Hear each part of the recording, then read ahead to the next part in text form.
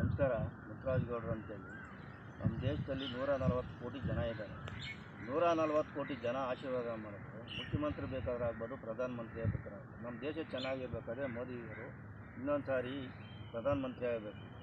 ಅಪ್ಪಾಜಿ ದೇವೇಗೌಡರು ಮುಖ್ಯಮಂತ್ರಿ ಆಗಿದ್ದಾಗ ಏನು ಮಾಡಿದ್ದಾರೆ? ಪ್ರಧಾನಮಂತ್ರಿ ಆಗಿದ್ದಾಗ ದೇವೇಗೌಡರು ರಾಜ್ಯಕ್ಕೆ ಏನು ಸಿಕ್ಕಿದೆ, ದೇಶಕ್ಕೆ ಏನು ಸಿಕ್ಕಿದೆ? ಮೋದಿಯವರು 2 ಸಾರಿ ಪ್ರಧಾನಮಂತ್ರಿ ಆಗಿದ್ದ ನಮ್ಮ ದೇಶಕ್ಕೆ ರಾಜ್ಯಕ್ಕೆ ಏನೇನು ಕೊಡುಗೆಗಳು ಕೊಟ್ಟಿದ್ದಾರೆ ಅಂತೇಳಿ ಅದನ್ನು ಜನ ತೀರ್ಮಾನ ಮಾಡಬೇಕು. ಒಳ್ಳೆಯದು ನೋಡಿ ಓಟ್ ಹಾಕ್ರಿ.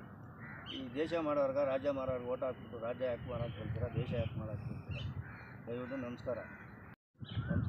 ಮುತ್ತರಾಜ್ ಗೌಡ್ರು ಅಂತೇಳಿ. ನಮ್ಮ ದೇಶದಲ್ಲಿ 140 ಕೋಟಿ ಜನ ಇದ್ದಾರೆ.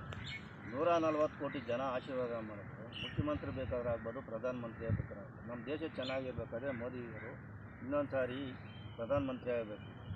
ಅಪ್ಪಾಜಿ ದೇವೇಗೌಡರು ಮುಖ್ಯಮಂತ್ರಿ ಆಗಿದ್ದಾಗ ಏನು ಮಾಡಿದ್ದಾರೆ? ಪ್ರಧಾನಮಂತ್ರಿ ಆಗಿದ್ದಾಗ ದೇವೇಗೌಡರು ರಾಜ್ಯಕ್ಕೆ ಏನು ಸಿಕ್ಕಿದೆ, ದೇಶಕ್ಕೆ ಏನು ಸಿಕ್ಕಿದೆ? ಮೋದಿಯವರು 2 ಸಾರಿ ಪ್ರಧಾನಮಂತ್ರಿ ಆಗಿದ್ದ ನಮ್ಮ ದೇಶಕ್ಕೆ ರಾಜ್ಯಕ್ಕೆ ಏನೇನು ಕೊಡುಗೆಗಳು ಕೊಟ್ಟಿದ್ದಾರೆ ಅಂತೇಳಿ ಅದನ್ನು ಜನ ತೀರ್ಮಾನ ಮಾಡಬೇಕು.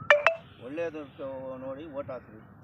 ಈ ದೇಶ ಮಾಡೋರ್ಗೆ ರಾಜ್ಯ ಮಾಡೋರ್ಗೆ ಓಟ್ ಹಾಕ್ಬಿಟ್ಟು ರಾಜ್ಯ ಯಾಕೆ ಮಾಡೋಕ್ಕೆ ಹೇಳ್ತೀರಾ, ದೇಶ ಯಾಕೆ ಮಾಡೋಕ್ಕೆ ಹೇಳ್ತೀರಾ? ದಯವಿಟ್ಟು ನಮಸ್ಕಾರ.